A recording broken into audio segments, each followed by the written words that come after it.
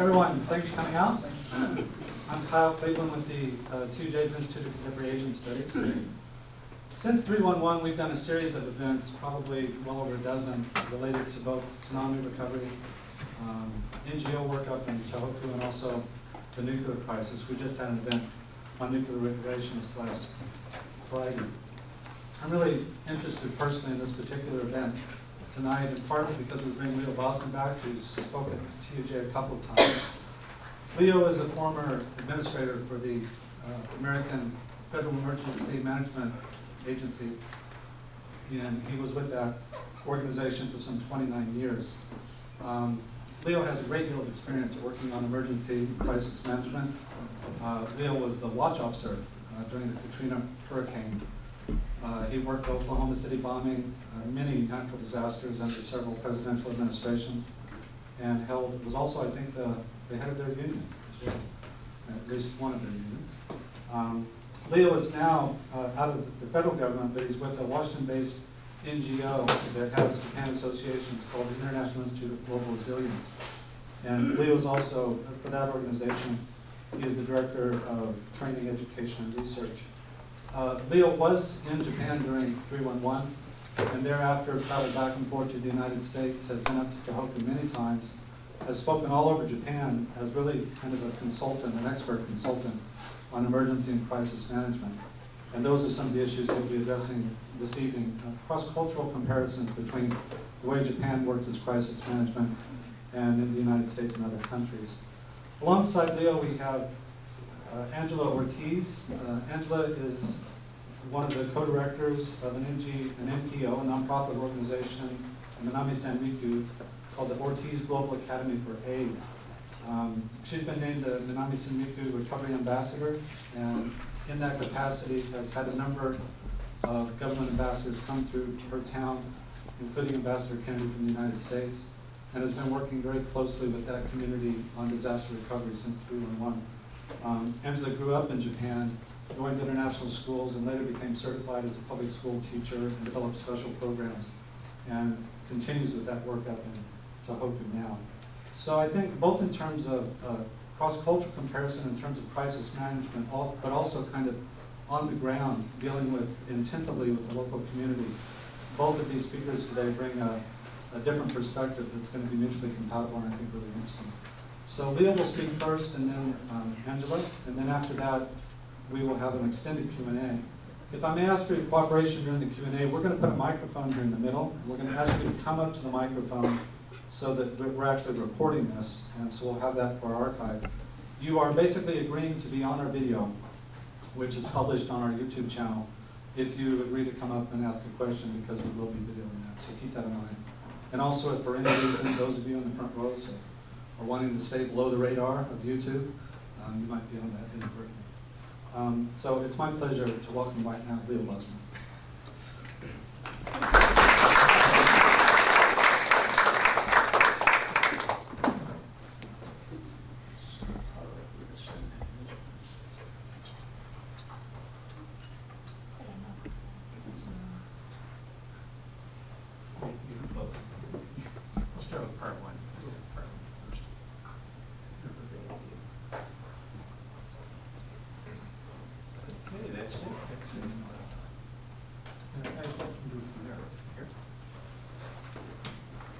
Now, do you want to do the lights? Okay, great.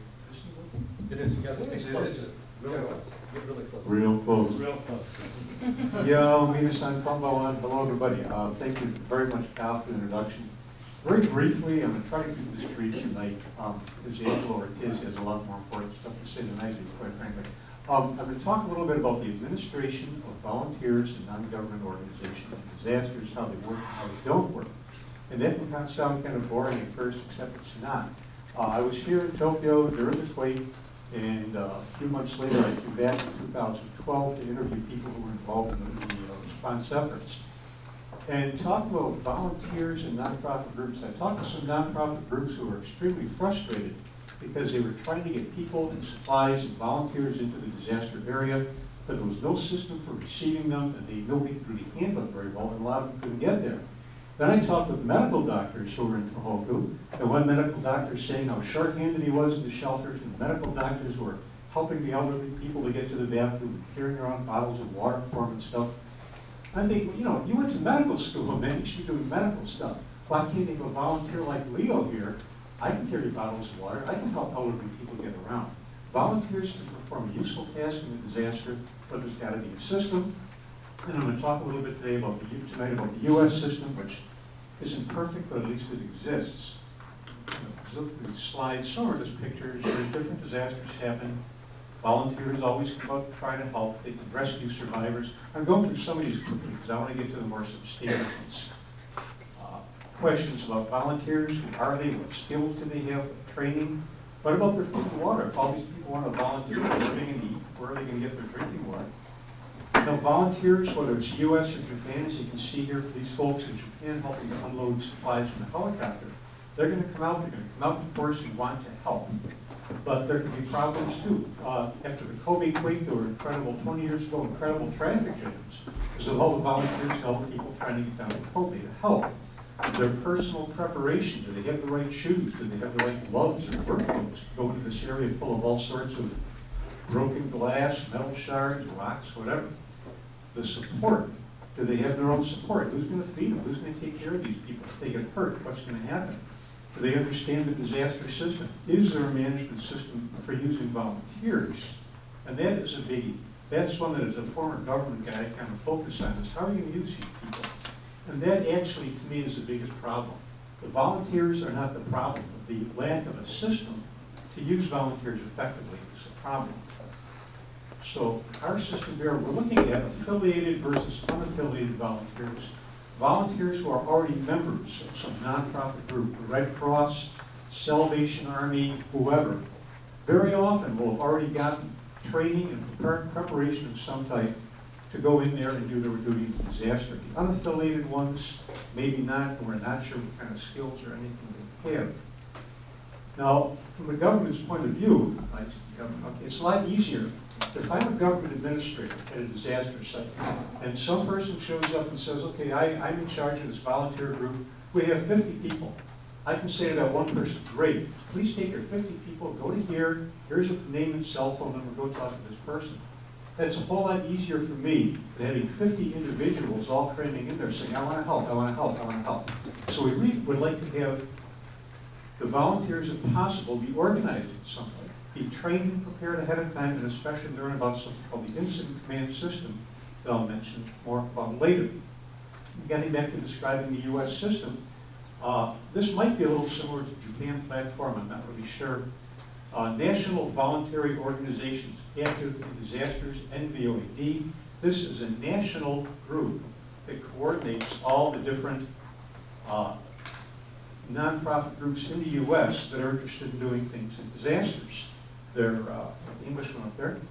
They have committees that look on various issues around disasters. They work closely with the government. Their headquarters is right near Washington, D.C., and they work very closely with FEMA, and FEMA works closely with them. And I'll get to that, how it works in a minute. States, a lot of states and even cities have their own volunteer organizations active in disasters groups. In the U.S., a little, very much actually, unlike Japan, nonprofit groups, non-government groups are all over the place. There are lots and lots and lots of them. And so there are plenty of nonprofit groups that want to do things in disasters. The American Humane Society has disaster teams that go into disaster areas and try to help rescue the various cats and dogs that may have been left high and dry or someplace during the flood, get them into shelters and get them back to their families. There are nonprofit groups all over the place that want to do things. Now, FEMA, the U.S. government, wants to include these people and the volunteers in disaster work. How are they going to do this? I picked out 4 strategies that are done in the U.S. I'm going to talk about plans for how to use volunteers, staff for using them, training and guidance, and something called the Citizen Corps. Plans, first of all, we say you've got to have the nonprofit groups, volunteers have to be part of the disaster plan, preferably ahead of time. Planning afterwards never really works very well. We try to make the plans ahead of time. But we say that the disaster plans, the official disaster plans, should include how to use volunteers and nonprofits, and in fact they do. Here's some examples I pulled from on top of my desk and made PDF out of. The California State Emergency Plan, Sacramento County Emergency Plan, Alexandria, Virginia City Emergency Plan. These plans have sections in them that say, okay, here's how we use the volunteers. Here's the office that coordinates them. Here's what they do, here's what they don't do. And this is something I frankly think is lacking in Japan, and it's extremely useful in the US because they have this ahead of time. Now, the next part is staff. It's great to have a plan, but who's going to do all this stuff? And at FEMA, they've actually got a position, a full-time staff job called the Voluntary Agency Liaison. And this person, their full-time job year-round is to work with the nonprofit groups like the VOAD, Red Cross, etc., explain to them FEMA stuff, find out from them what they're doing, so when the disaster hits, they can work together very quickly. And this is one of my favorite pictures anywhere, because the lady from FEMA and the lady from the Red Cross probably talk all the time. They know what each other is doing. They know how many people can do what things. So when the disaster comes, they can coordinate very quickly and very easily, as opposed to saying, hi, who are you and what can you do? Third is training. Some students I talked to, they were a little surprised at this one. FEMA has something like 200 online disaster courses that anybody can take. Anybody here, if you want to take them, just go online to the FEMA, Google up FEMA Independent Study. There's everything from 2-hour courses on care for your pets to 40-hour courses on how to manage a local disaster office. There's even a course on how to manage volunteers. And that is the website.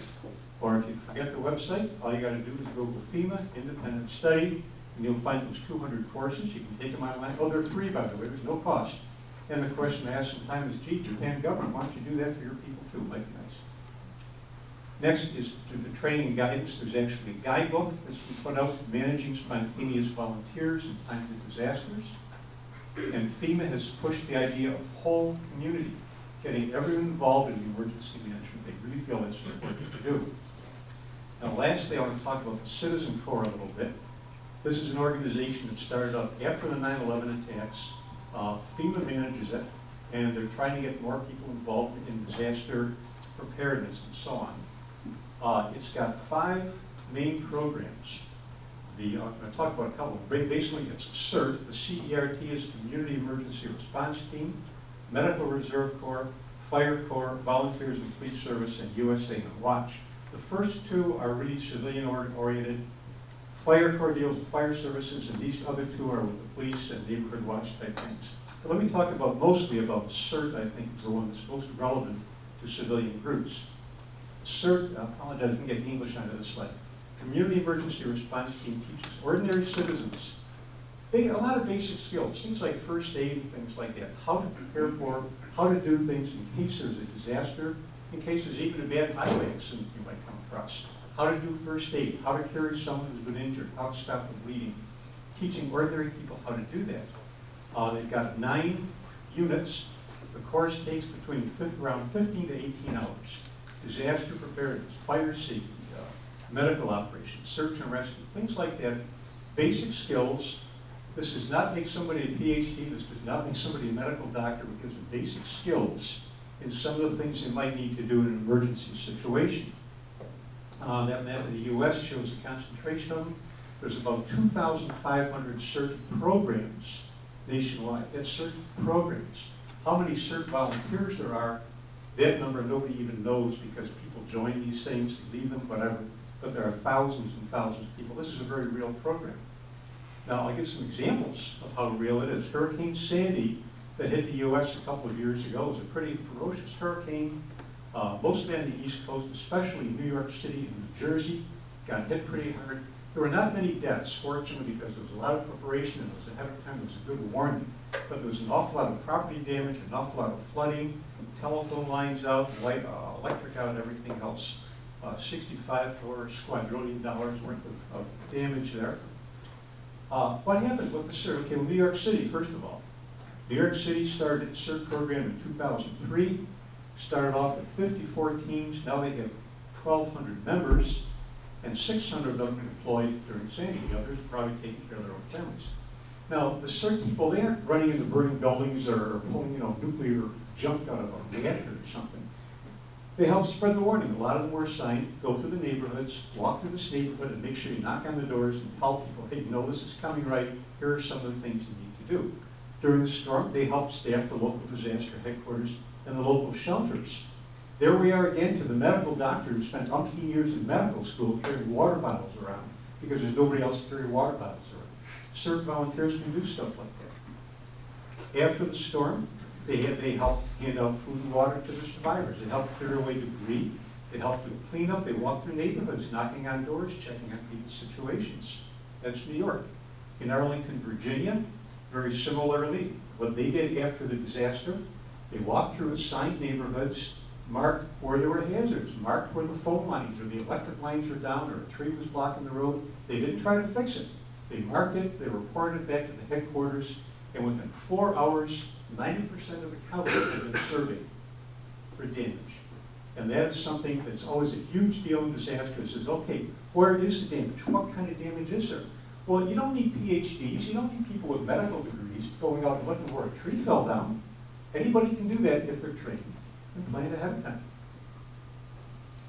In Chesapeake, Virginia, they gave out flood warnings, they handed out pamphlets to people. That can be important. What should you do, what shouldn't you do?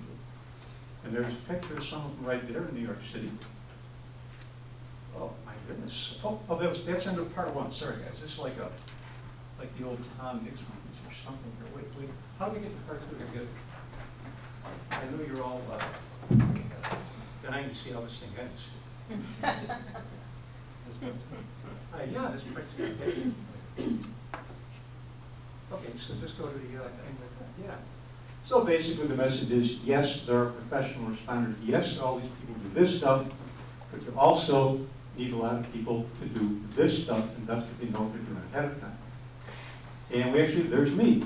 There's me with Dr. Yamamoto from Osaka. In Osaka, they're trying to put something like this together. So my organization hosted, just last month, hosted Dr. Yamamoto to come to Washington, D.C. He and I went through the CERT, there he is in the middle one there. He and I went through the CERT training together, practiced picking people up and carrying them around and doing splinting bandages and stuff like that. He got his certificate. He also learned about the medical response corps. That's one of the ladies in the medical reserve corps, sorry. Learning about that. And here in Washington, D.C., here in Japan, we work with O.G.A. for Aid, a notoriously efficient and effective nonprofit group which does wonderful work, and Angela will tell you more about it in a few minutes. Basically, this picture is another one that says 1,000 words. That's what we're after in this. Is the volunteer groups and the government-type official ones have to coordinate together on things. Well, if you guys can still take this, I'm going to mention incident. Has anybody here heard of ICS, or Incident Command System, before? A few of you have, okay. You don't understand it, don't worry. I'm sorry, I shouldn't say it. Most people here don't understand it because it's very tricky business. It's not really all that tricky. The deal is this. In a big disaster, lots of different groups have to come together quickly and work together and work with each other. And the problem is, you look at the people in these pictures, that police officer really knows how to do police work. He knows how to do it really well. The Army guy knows how to do Army stuff. Those helicopter pilots know how to fly helicopters. But now, all of a sudden, they have to coordinate with each other. The helicopter guys have to talk to the fighter guys, and the military guys have to talk to the construction guys. And if they don't have a plan for this or a system for doing it, the whole thing turns into a confusing mess. So we have ICS, which is a 3-part deal. It's really not that complicated. It's a standard system, it's an adaptable system, it's all hazard. And let me explain briefly what those are. Standard, just, I know, don't be put off. This is like in a huge mega disaster, you have this kind of thing. Standard just basically means all the organizations understand the system and they're using the same organization chart. And the example I'd always give, when I was at FEMA, during the disaster, my job was planning section chief. And one of the things the planning section chief does is develops reports to tell the bosses what's going on. So there's Leo over there. I'm the planning section chief. Now, there's been times when I'm in Washington, D.C., there's a disaster out in California. We need information from California on the disaster. We need it quickly. We need to know what's going on. And they don't want to get a million phone calls from us either. Very simple. I call up. Nobody else calls up. I call the California office. Hi, this is Leo Bosner. I'm the headquarters planning section chief. May I please talk with your planning section chief? Oh, sure, it's right here.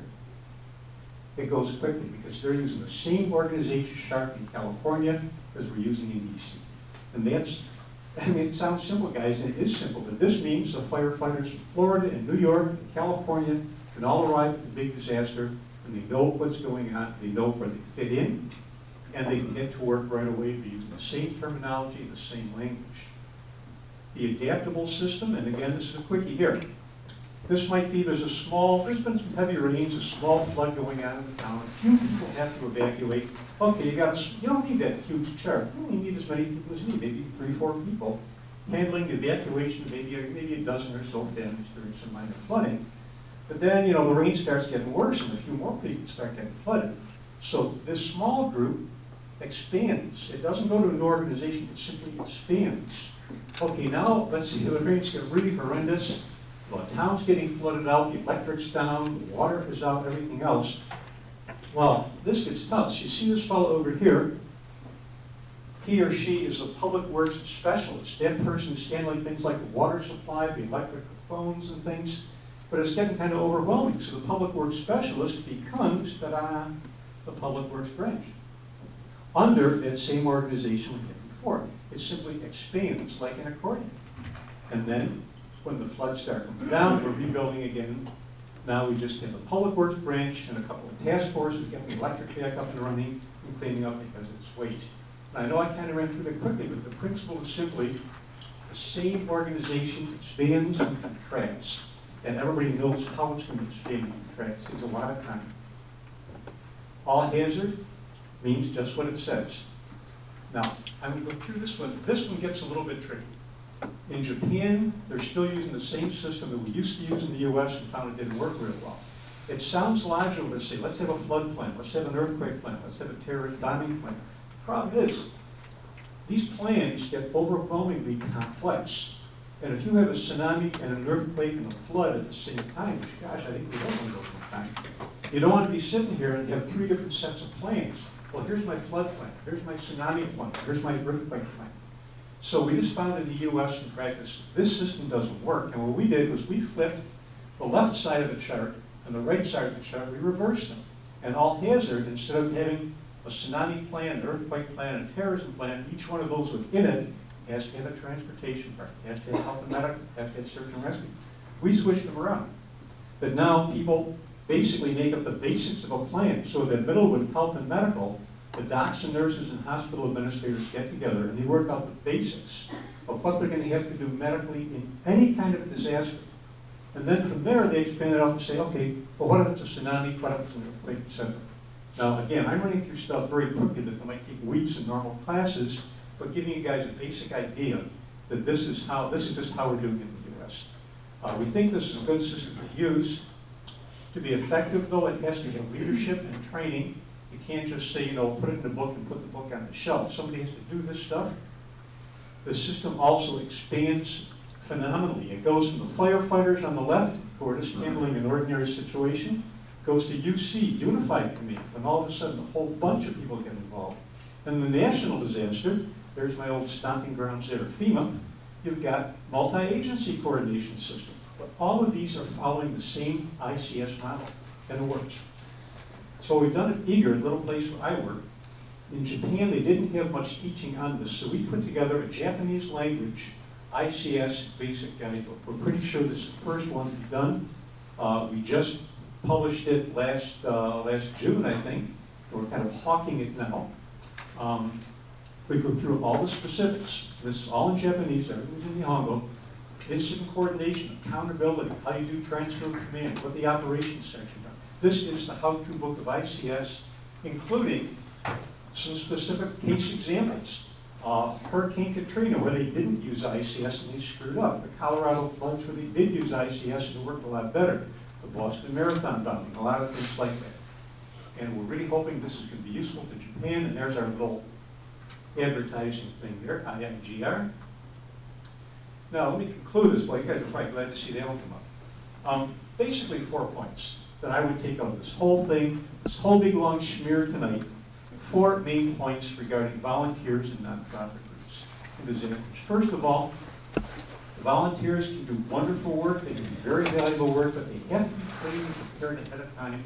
Otherwise, you might have some real serious problems. People getting hurt, people doing the wrong things, people duplicating each other's efforts, people working against each other without knowing it. So preparation and training are really, really valuable. The second thing is nonprofit groups like Angela's, are also extremely important because they train their own people, they organize their own people, so they can come in as a unit with a mission and they can do their job. It's a whole lot easier for a unit to go in with this whole conglomerate of disorganized people. Thirdly, and again, one of my favorite pictures, the government cannot ignore the nonprofit sector. The nonprofit sector cannot ignore the government, because if they do, it's not going to work. They have to work together. In my view, this is just extraordinarily important. I'm really sorry that the Japan government hasn't yet begun doing this, and I hope they get onto it, because even though the U.S. government is not perfect by any stretch of the imagination, but this system here is a good one, and FEMA is continuing it. And then lastly, disaster response can be a huge, complicated mess.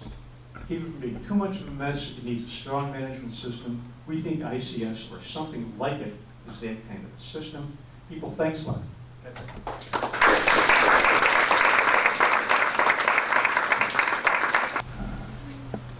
Yeah, this is Angela Maria Ortiz, and she's with O.G.A. Grade.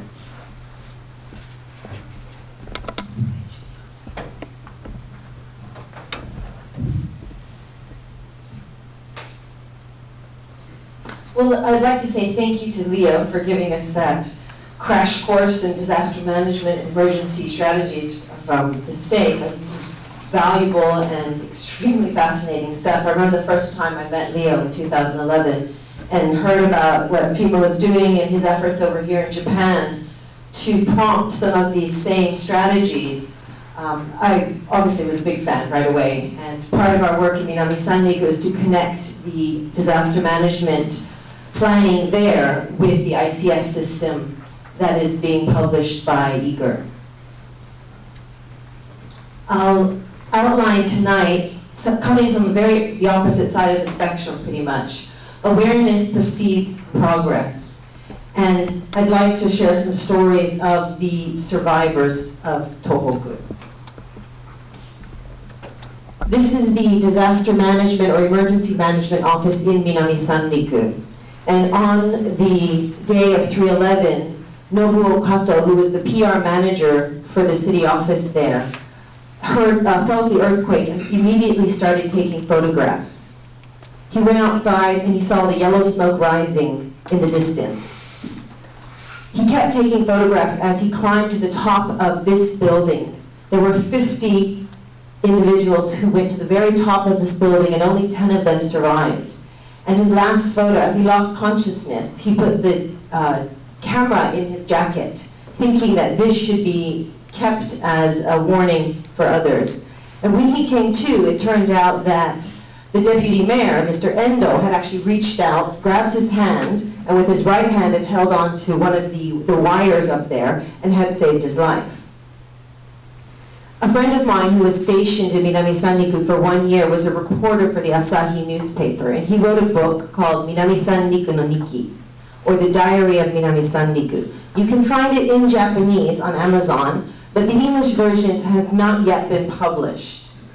Another story around this building is that of Miura-san, who was 51 years old. Her husband worked in this building and worked alongside a young 24-year-old woman named Miki Endo. They were the last two on the speakers urging the residents of Minami-Sanriku to evacuate.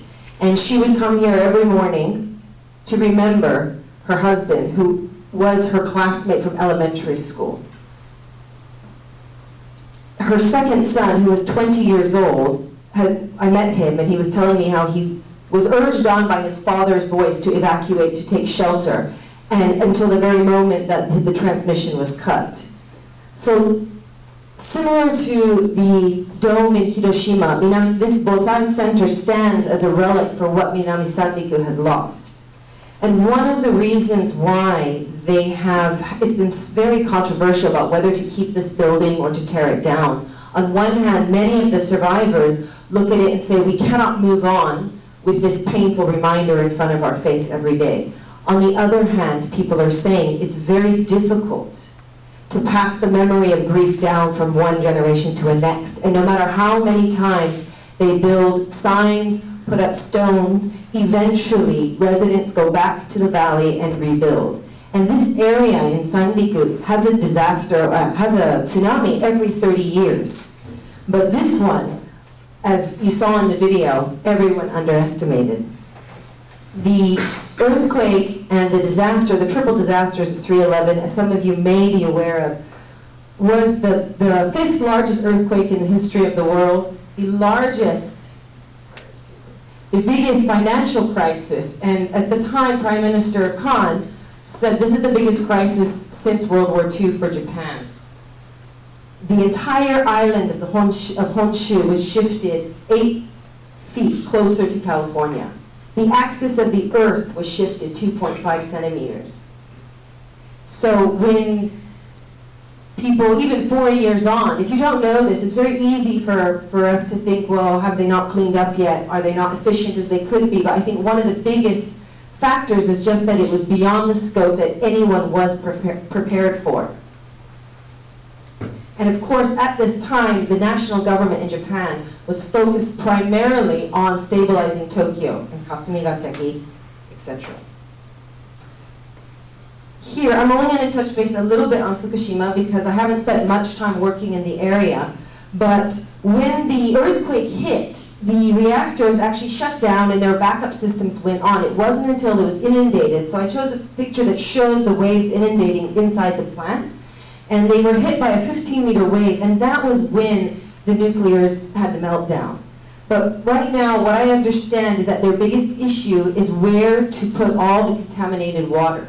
What they're doing is building tank after tank to store the water in, and this contaminated water, they won't be able to put it anywhere for at least another 30 years. And right now, they're working on a filtration system to turn this contaminated water into clean water, but they admit at this point that it's not working and they don't know how to fix the problem as of yet. We first launched aid missions from Aomori, where my family lives and where I spent 10 years of my childhood. It's about 333 kilometers from Aomori to Minami-Sandiku. And during this time, the highways were closed to all to everyone except for emergency vehicles, military personnel, or if you had a special highway pass, which we happened to have at the time. But there were a lot of supplies coming in from the south, and as you can imagine, because Fukushima is first, and then areas like Ishinomaki and Sendai, there was a lot of bottlenecks there, a lot of traffic going on, even with bringing in supplies. We saw in the video earlier, but these were some of the photos. So during this time, when I first went down there, that was the situation that I saw firsthand in Minami-Sandiku and along the coast. One of the, I feel, some of the unsung heroes of this entire recovery process was the Japan self-defense. They worked extremely hard, day in and day out, and I would see them on the ground in the field just looking haggard and exhausted. But they did a really fantastic job of just being there for the people. I wanted to talk a little bit about the diversity of problems that happened in this area. Because some people lost their housings, some people didn't. Some people lost everything, and other people lost half of their houses. So what would happen is that if that was my house there, that beige house, I would only be eligible for a certain amount of supplies from the city office. And the family that lived right next to me would have a different amount. And this caused a lot of tension in the communities. And the story on the left-hand side that says, "Sorry to be safe and sound," was the story of the first family to leave Minami-Sandiku. And they left not because they had lost everything, but because they hadn't lost anything. Their house was completely safe, and the family just could not function. They couldn't send their son to school in his uniform. They didn't know how to interact with their neighbors anymore. And one of the aspects that we don't talk too much about is the shattered communities that are left behind. This is another example. This family was, Mr. Takahashi-san decided that he wasn't going to stay in the emergency shelter. He went back up to his destroyed home, pulled out rubble, and built himself a shack. The tank on top there was filled with water. He ran a hose along the roof, and I remember coming up there one day and he was excitedly exclaimed, "Angela, look, I have warm water." Because the sun had heated the hose. But the problem with this was that because he wasn't fitting in with what everyone else was doing, he was ostracized by the community, and he couldn't pick up supplies from the government depot.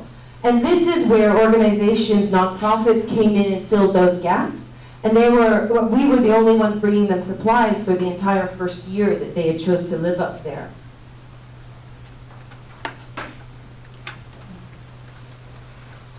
And just to compound the issue, if I might mention, so Miyagi-ken and Iwate have a lot of just the survivors that were devastated by the tsunami, and Fukushima is a whole different story, and the recovery there is very, very different. There's a lot of programs focusing on, for the children of Miyagi and Iwate, on being more entrepreneurial, what kind of businesses can be started up there, and really revitalizing the economy, whereas in Fukushima, the focus is really just on the basics of self-confidence, on getting them to a point where they're not ashamed to say that I'm from Fukushima, not ashamed or to think that one day they can marry or have children. On the ground, what I noticed was that there are 3 common components to all disasters, whether it is a tsunami or an earthquake or a tornado or a terrorist attack, and these are loss of livelihood, loss of infrastructure, and loss of community. And it doesn't matter really which country you live in or what your culture is, these 3 components will be something that you deal with if you're a survivor. What we found right after the disaster in Minami Sanriku and in Tohoku was a really inefficient distribution of emergency supplies. There was a lot of chaos. The government, and as you saw in the video, of course, the first focus is find the bodies that are left behind in the rubble. That is a huge need. But then what happens is that the survivors, those that are left living, are shoved into hinanjos, and as the video showed, some gentleman who was used to having a small community center with maybe 10, 20 people throughout the week suddenly has 600 people, and everyone's looking to him for what to do. And then you've got volunteers coming in going, how can we help? It was completely overwhelming for them.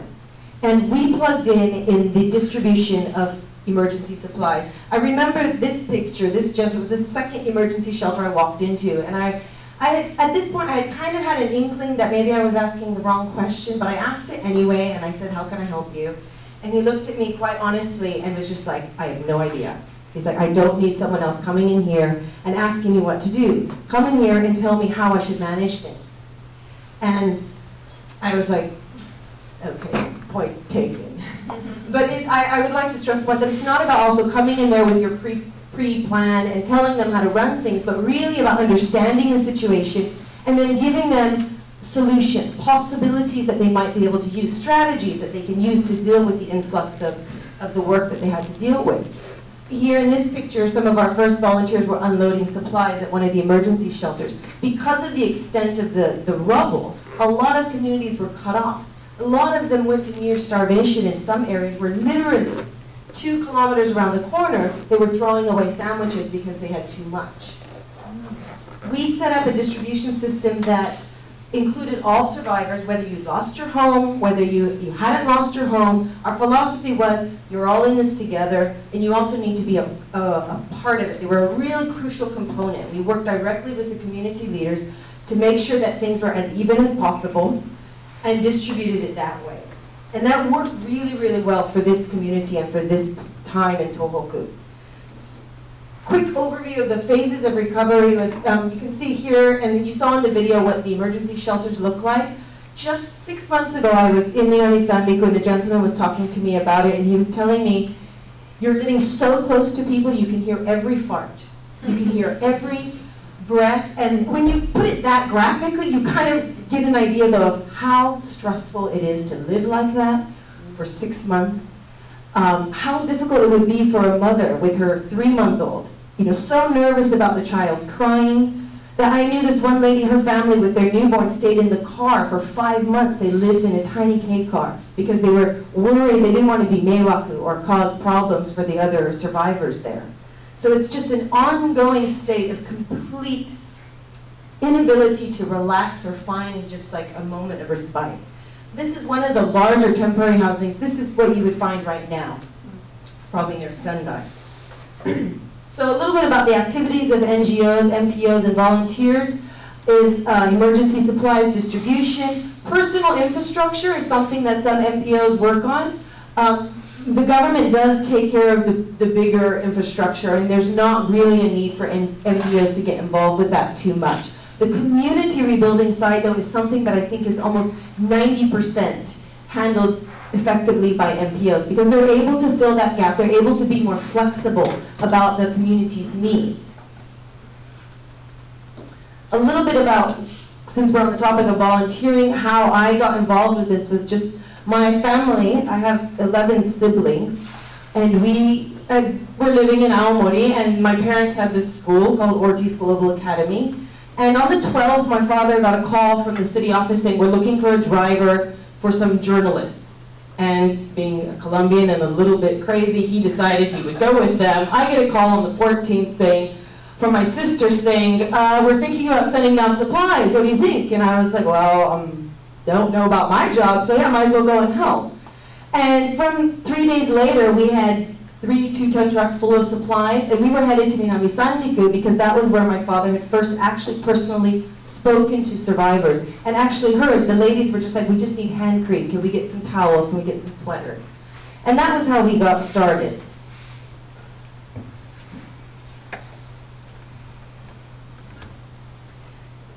When we went to Minami-Sanriku, it turned out just by chance that I knew someone in this town. And this is, you saw, the first footage of the wave coming in was this town here. But this is what it looks like. And Minami-Sanriku, 95% infrastructure completely gone. I think Onagawa was also the same. But these two cities had pretty much got the worst, the biggest brunt of the waves. 31 of the 81 designated evacuation sites were inundated. So you'd be driving along the coast and you would see signs going, safe area, and you'd see that sign at the bottom of the ditch, completely covered in rubble. As you saw in the video, actually, a lot of people who live by the coast, as soon as the earthquake hit, jumped and evacuated. It was the people living 4 kilometers inland or 2 kilometers inland that didn't make it and really didn't think they had to evacuate. Minami-Sanriku was also the first site of an international medical team. First time to let in doctors that didn't have Japanese license, set up camp. The Israeli medical team set up camp in Minami-Sanriku, and the Australian Prime Minister, Julia Gillard, visited them in April of 2011. They got a lot of news in the beginning because the first time, I think the first time reporters went in there, they couldn't find the survivors, so people had thought that everybody had gotten swept away. They eventually did find them, but they're one of the last to recover because of the amount of damage done to their infrastructure. A little bit about our work is just a lot of focus on the distribution of supplies. Up to date, we've had over 3,000 tons of supplies distributed, over 3,000 families registered on the system. We do a lot with coordinating international schools to visit and really facilitating ties between the different communities there. We also have a very, very detailed kind of like really in coordination with the local farmers there, and have been able to sponsor about 25, 30 jobs over the last couple years. The biggest issue I hear right now from people is how can we settle down if we don't have homes? They say without a home, we won't be able to move on, we can't relax. 4 years later, we still have 86,000 people living in temporary housings, people that are displaced. What this is doing though is that it's changing the demographics, it's changing the population structure of these entire areas. And oftentimes these little details, because they're so like micro when you look at it from the big scheme of things, they don't get a lot of focus from the government. And then the local government also cannot prioritize them because it's just too much of a headache for them to deal with. And this is where you see the growing divide between those who have gotten their businesses set up and are starting to generate quite strong revenue. A lot of the fishermen have really, really been able to revitalize, and a lot of the other people that had shops. For example, if you had a shop down here and your livelihood was selling omiyages or selling little trinkets, you now either have to have enough capital to build your shop down here and your house somewhere else, whereas before you had them all together. And there's not a lot of support explaining this to people. And as you saw in the video, most of the residents of these coastal towns are elderly people, Not many of them use computers. A lot of them don't know what the internet is. So this is a real struggle and something that needs to be focused on ongoing. There's definitely a need for space, relaxation space, programs that families can get involved with. There's always this immediate need to rush in and help the children, and a lot of programs forget that if we don't include the older generation, the gap, the generation divide that you unbeknowingly create hinders the growth of this program, because the parents, and I've seen this on the ground, the parents actually have a fear that their kids will perhaps learn English or learn a new skill, go to the city and never come back. So they're not really behind it 100%. And after the first, second years, you got a lot of aid coming in, a lot of money being thrown around, and people are jumping at different programs, different projects, but they're not thinking long term. They're thinking 1-2 years. A lot of the nonprofit works that maybe haven't lasted or that people would call failures were because they were utilizing current resources, not thinking ahead to what was going to happen 2-3 years later. And what were they going to need 2-3 years later? So they started a lot of like startup entrepreneurial projects that once the initial 1 million, 2 million yen startup fund were gone, they had not been able to make it sustainable. So there's this constant up and down for the survivors. And living in those conditions with dreams kind of rising, dying is very, very stressful. And the parents go back and forth between, should we leave, should we stay, should we leave, should we stay? But over these last couple of years, Minami-Sanriku has seen a steady decline. And I think after initially there were 17,000, just over 17,000 people living there. They're now 13,000. And their projection is that over the next 10 to 20 years, they will go consistently lower. They project that in 50 years, there will only be 5,000 people living in this town. So when we say the disaster, the rubble, yes, we've cleaned up the garbage, but the real recovery or the revitalization is just beginning. And again, recently, in the very beginning, I heard the same thing. We don't know what to do. Give us some ideas. Give us some solutions. And more recently, I'm hearing that again. We've got our plan, but now how do we keep our people there? What kind of community programs can we set up that engage everybody and really can give them some kind of a support network? We have, based on the idea that 3 components are universal to all survivors, we're launching a place to grow. This is our program for 2015, and its main focus is Generation Connect. It is using agriculture, and we feel that agriculture can be a glue or a platform for survivors to come together and revitalize their communities. It hits the components of community, bringing people together through business, impacting the livelihood of farmers there, which incidentally is an industry that they all know, they're familiar with.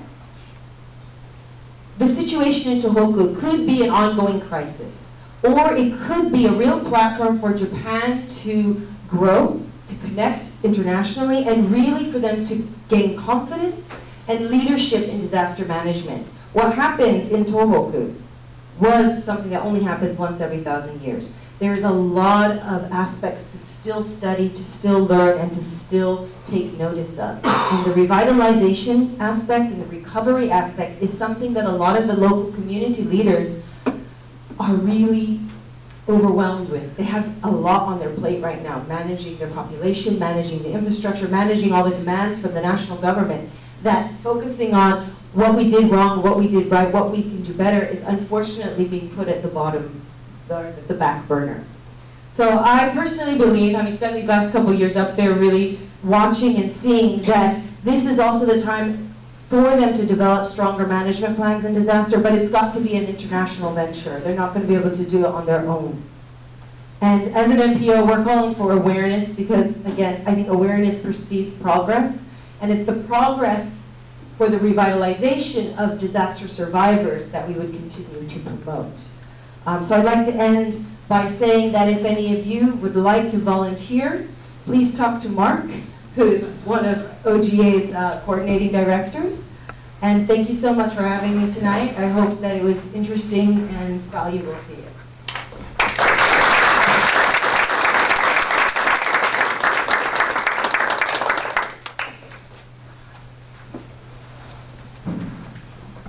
Thank you very much. Very, very interesting. So we're going to have a microphone here, and if you could please come up and ask your question.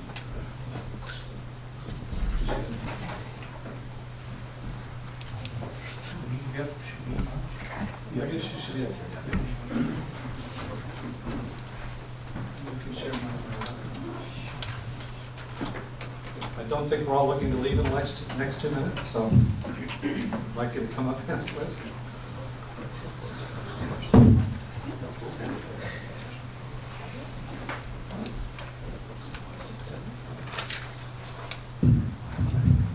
Step in. Yes. Do we have another mic here? Yeah.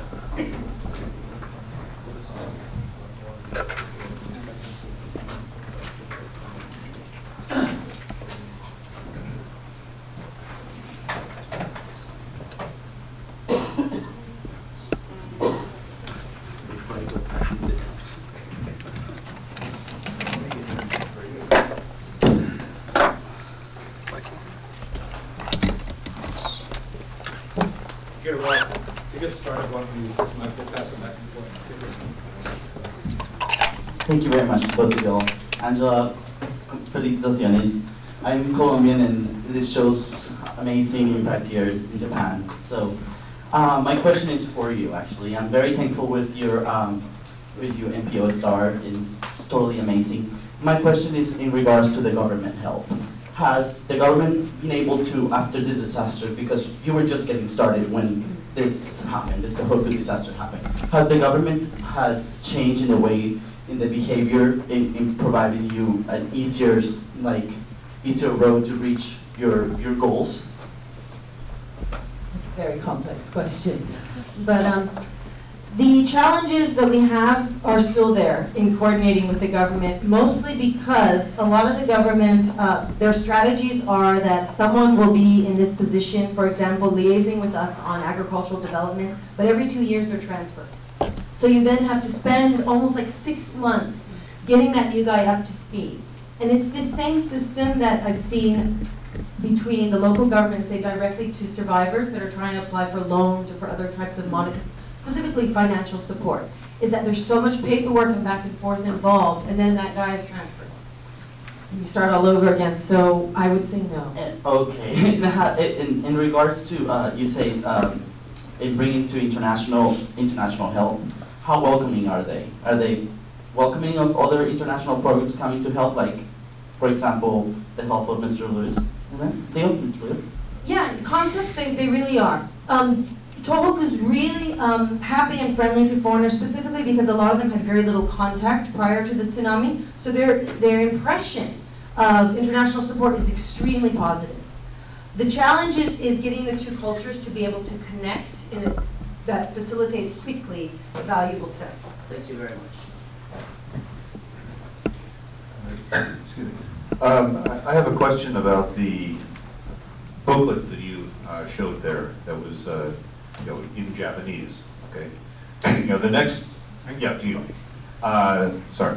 The next disaster, who knows? It could be here in the Tokyo area. There's a lot of English speakers who would want to be able to help.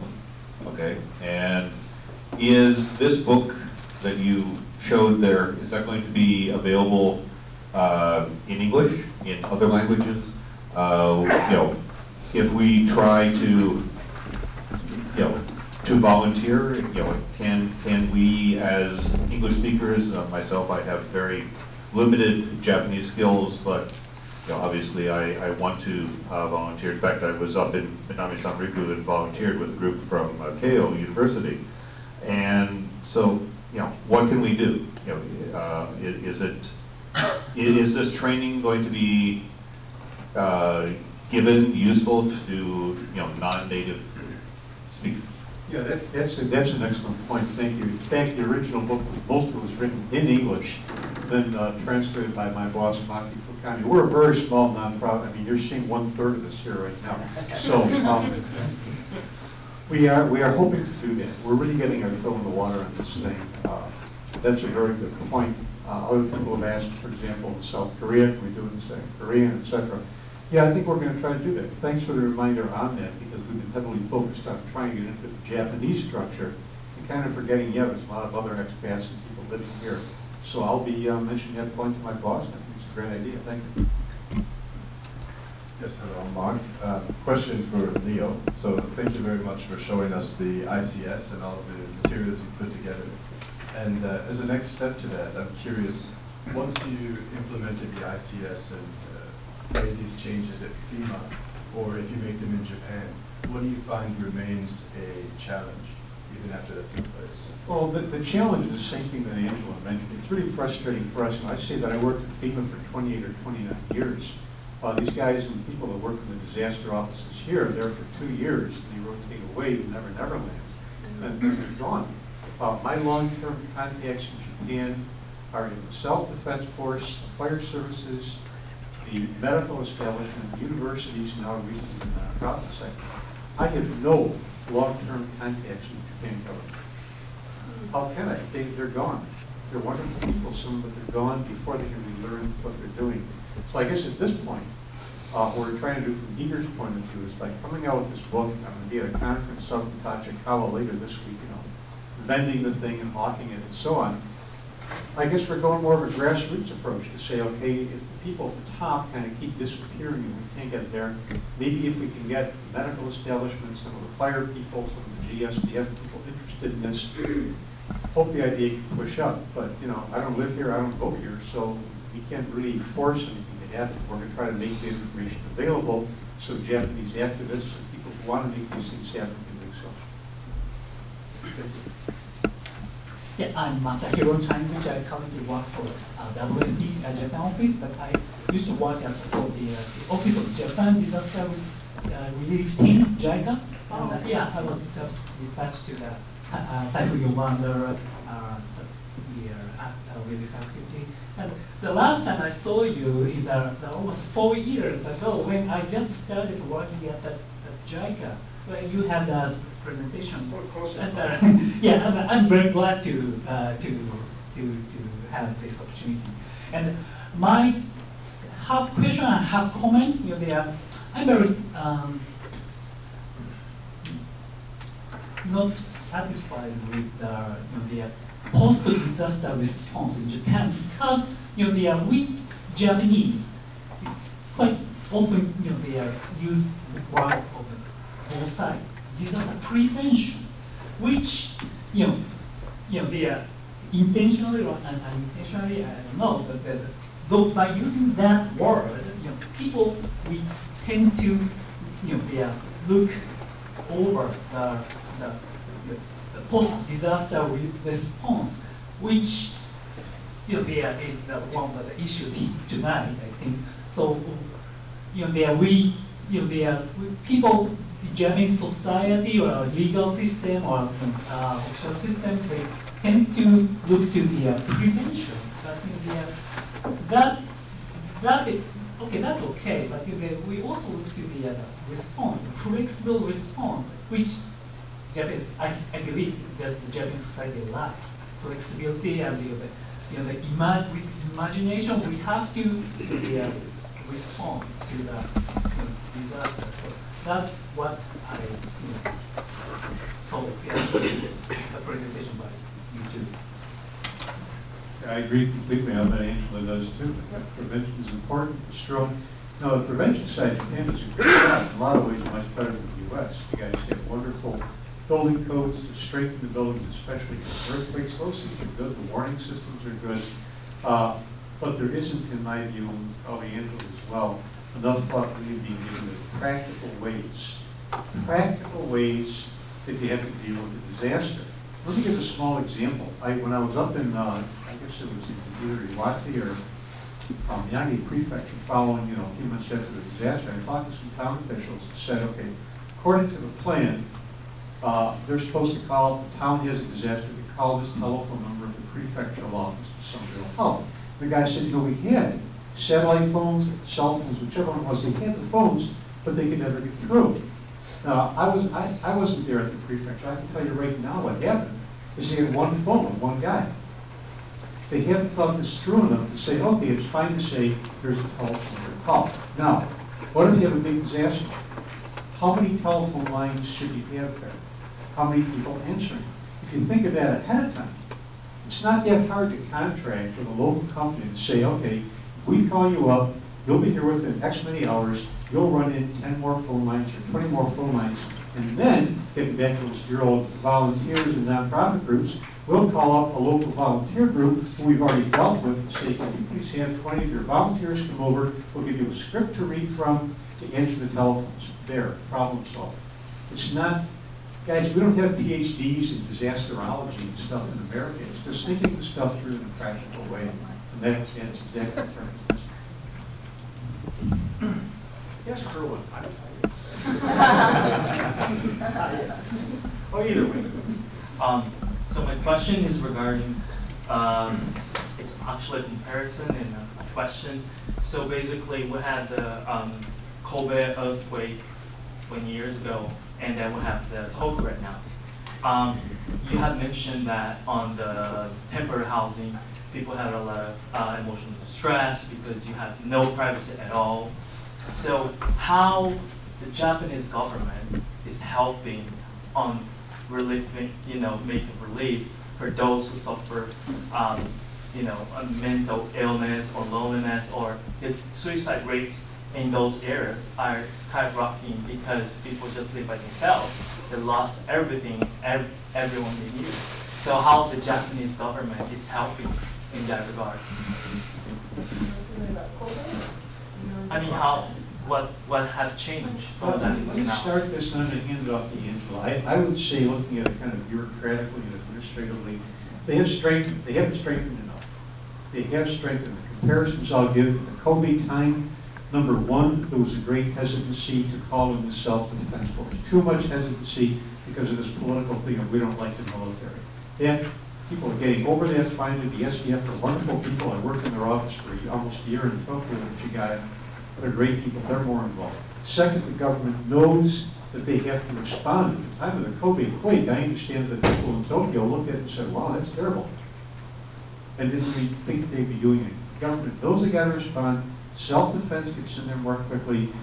And there is more thinking, at least, about trying to do something. But they still just haven't got the system together, in my view, to really deal with something of the scale the way they should. Now, as far as helping the individual people live those, they're not comparing Kobe now, but what's the situation now? Well, something I remember hearing about Kobe was that they built these temporary housings, and I think it was like 15 years before the city said, okay, we've recovered. But a lot of people died unnoticed in temporary housing following Kobe. I don't think that will happen so much this time around, also particularly because these are rural areas where the community is really involved. So they did have a lot of government officials kind of focused on, for example, the Red Cross would go around and talk to people, and a lot of corporations go up there with their staff to do ochanomikais. And these are nice, and they fulfill a role, but the real PTSD, honestly, a lot of people are saying, we haven't seen yet. Because professionals say that you don't have PTSD until after something is finished. And we are not even halfway through or 2/3 through. I will take this time to mention that this is exactly the area where I'm talking about how this is where NGOs do plug in. There are hundreds of grassroots MPOs in Tohoku now, mostly like Japanese, working on small levels to deal with small communities one at a time, going around just talking. Their initiatives, like they've made community newspapers so people can keep in contact. One of the stories of the survivors was she got a motorbike as soon as possible so that she could go around delivering whatever kind of written papers, even if they were 2-3 weeks old, just to give people that feeling of connectivity again. And so that's really kind of real grassroots on the ground things that are going on right now. Thank you very much. Hi. I know that a lot of people have collected money from lots of countries. They've sent money into various organizations that have centers here in Tokyo or in Japan. And those people who are receiving the money and who are asked to distribute it to the disaster area don't actually know what to do with it. So they've still got bank accounts with thousands of euros that are meant to help the people in the disaster area, but they don't know what to do with that money. And I was wondering, do you have any ideas about what people can do with that? With those Fund funds? programs? Sorry? Fund programs. Yeah, they don't know which programs to fund. And, you know, maybe they'll throw, 100,000 in here, 200,000 in there. Then they don't know, they don't really know where to place funds for long-term growth, projects that really will make a difference, that kind of thing. They just don't know what to do with their money, who to give it to, what are the best programs to give it to, etc. Well, I mean, I guess that would just come down to going up there, making connections, and finding MPOs or schools or different companies that may be looking after their community. But it really does take some research. I mean, when we set up our distribution system, we spent weeks, literally 12 hours a day, just jumping in and out of trucks, asking questions, to find out what the situation was like before we decided, okay, this is how we're going to operate. And in the same way, a lot of funders, some of the reasons, again, I think I mentioned this a little bit before, why they don't succeed long-term is just the lack of people on the ground and lack of understanding that the situation is constantly changing. You're constantly, like, the situation for survivors. So without that knowledge, it is very difficult to find something long-term. But again, like I said, there are NGOs that are working down there on the ground, but it would require hands-on visit. You actually have to go there and see. But yeah, you have to find a program that you like or an organization that is doing good work and fund their programs. You prompted me to ask a related question. I understand something to what Angela just said. Just to follow on that. Angela, I've tried to direct some of my students towards you, and while we're on that topic, is it possible for people who are interested to come up either through your community or to work with your organization for volunteer effort? Yes. Could you just briefly mention that? Yes, we have a community center in Minami Sandiku. So my coworker, I work in Tokyo, I go back and forth every month. My coworker lives there. So he's been living there since March 29th. And earlier this year got married to a woman from Iwate. So it's really about plugging into the community that makes us capable of ongoing facilitating volunteers. So if anybody does want to come up, please check our website or talk to Mark after. Actually, two additions on that. First of all, I'd like to add as much as I can the endorsement of O.G.A. The reason we got involved with her, a lot of the stuff was back to who do you trust and who can tell you something you know about. A good friend of mine is a medical doctor who was out there on the street saving people following the Kobe quake in 1995. He stayed very much involved with people. He's a guy who, from my experience, has grassroots connections, is not a DS artist and knows what's going on. He found from the people in Tohoku, these people were doing some really good stuff and they were not DS artists either. So he put me in touch with Angela a few years ago. And since then, we've heard nothing but positive stuff there. So I certainly would endorse if anybody wants to support, volunteer, whatever. I went up there one time and helped clean out the onion seedling trays at the farm. Please do it. In the larger sense, too, getting back to your question, it's a matter of people taking the will to get out there and frankly taking the risks to understand that there's going to be failures, they're going to make mistakes. My little nonprofit group, IIGR, we have done things that came to absolutely nothing. We have thrown our money away, not a lot, thankfully, on stuff that was pointless. We didn't realize it was pointless until we got there. And it's a tough thing, I think, in Japan for people to take these risks, to say, well, let's try this. Let's try funding these people and see what they'll do. Because maybe they won't. Maybe the thing will fall apart. But unless you take that risk and have the will to get out there, it's not going to happen. Yeah, I mean, what I'm thinking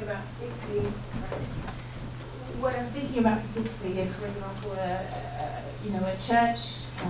church in Tokyo, Protestant church from Germany, for example, who collected a lot of funds from German citizens who aren't going to be going out to the area and checking out those, which projects are the most worthwhile projects. Just wondering if, what they could do to be able to get advice in order to distribute their funds. But it seems At the end of the day, I find that a lot of the successful ones come through personal introductions. That's how a lot of the real progress is made. So this is where, initiative, you see something going on and you connect. A lot of the funding that we got was exactly like that. Someone heard one of my lectures or one desperate appeal for support and they were like, oh, I know someone. And that was how we were able to keep going. But it's not easy. There's no like one simple website you can go to where everything's outlined. Although they do have those platforms, it's never a guarantee either. Thank you.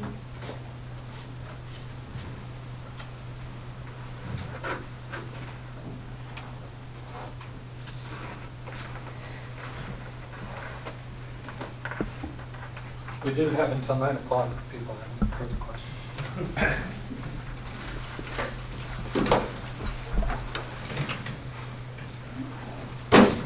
Come on.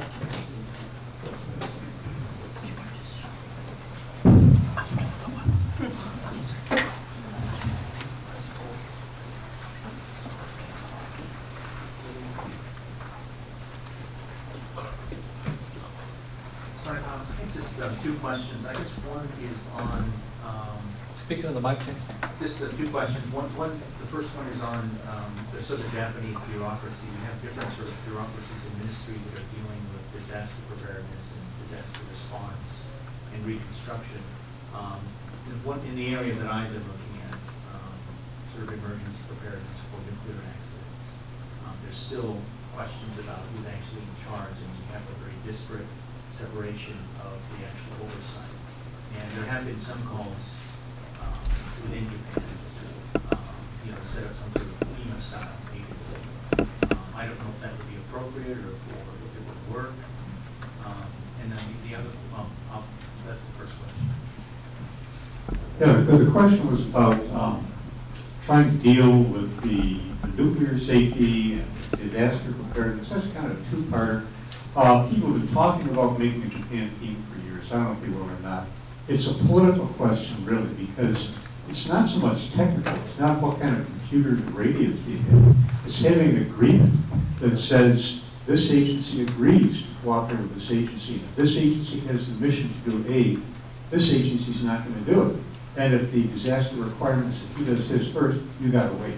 As far as the nuclear safety goes, I didn't work in the program, but I know this has been a program for a long time called REP, R-E-P, the Radiological Emergency Preparedness Program in the U.S. Have you investigated that? I have looked at the U.S. as much, and I've looked at sort of the evacuation planning zones. And Now look at the whole program. This came up after the 1979 3 Mile Island, Pennsylvania, had a nuclear accident. And again, I'm observing this information. I did not work in the program. They established a REP program for the nuclear NRC, Nuclear Regulatory Commission, right. and FEMA have a joint responsibility. NRC deals with safety inside the plant, FEMA outside the plant. Along with the state and local government. Right. But they have very strict standards. I think there are 16 standards that are expected to be met. And if they aren't met, they do very strict drills and very strict tests to make sure that the evacuation planning and so on is being taken care of. I think it would be a great idea to have in Japan. Yeah, in Japan, it's actually, they do review it, but it's not like a mandatory thing where they can shut the plant down, the evacuation plant. That's If they don't meet the FEMA standard, they could be denied the license. Right. And then my second question was just from your experience in dealing with Katrina. I was down there in September for a conference, and part of it was dealing with disaster response, resilience, and we toured, the different sort of physical things that have been done after the hurricane, as well as some of the software type of things in terms of community building. And I was just wondering, in terms of lessons from Katrina that might be applied to Japan, do you have any thoughts on that? First of all, try not to have a really stupid person president, because that's going to screw your whole country. And that's a very non-political statement. Here's what happened. And the short of it is when the Bush administration came in, there was a big push to lower taxes. At the same time, they got into wars in Afghanistan and Iraq. Those things cost lots of money, so they cut out a lot of training, everything from FEMA that FEMA had been doing previously that worked so well. It was also a much more political type administration, so the people who got the top jobs running FEMA were people who had maybe contributed money to a political campaign, maybe were volunteers in the campaign, who had exactly zero background in disaster management. So I guess what I'm saying is this is, again, not PhD level stuff to say, if you take an agency, cut its budget, take away its power, and put people in charge who don't know what they're doing, things are not going to go well.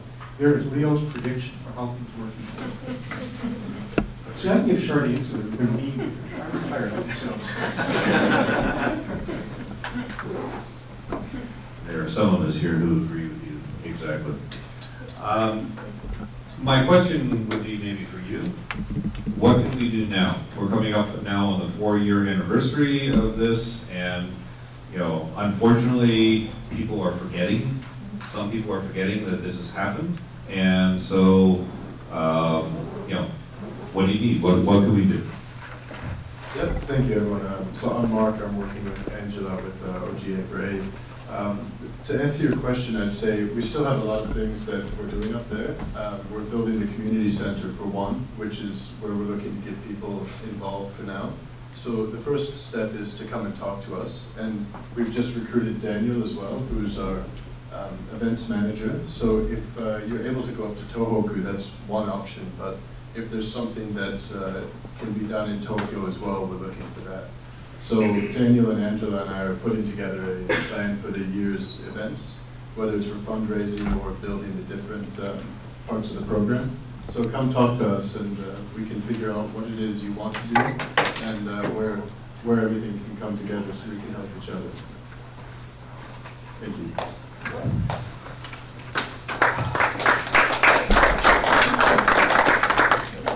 I just add to that? I think in general the overview is that we need more awareness of the fact that Tohoku was this much of a scale, of the fact that recovery is really the most inaccurate word for Tohoku, because recovery means to go back to what you had before. And in this situation, it's about revitalization. And that's a whole other ballgame of how are they going to rebuild their lives on every level, on the complexities of the communities there. So I think it just starts with awareness. So keep that up, whether that's just your Facebook page or not, but share the things related to this to keep the subject something that is ongoing, so seminars like this can keep taking place, and events focused on that awareness can keep happening.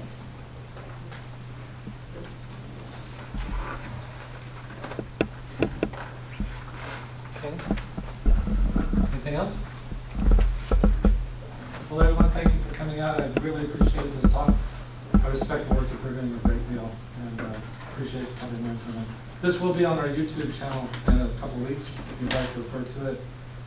You both have website presence, Leo through his organization in DC, Angela through O.G.A. and thank you for coming out. We are a nonprofit organization, but we do incur some expenses, and if you don't mind, we do have a donation box, perhaps on your way out.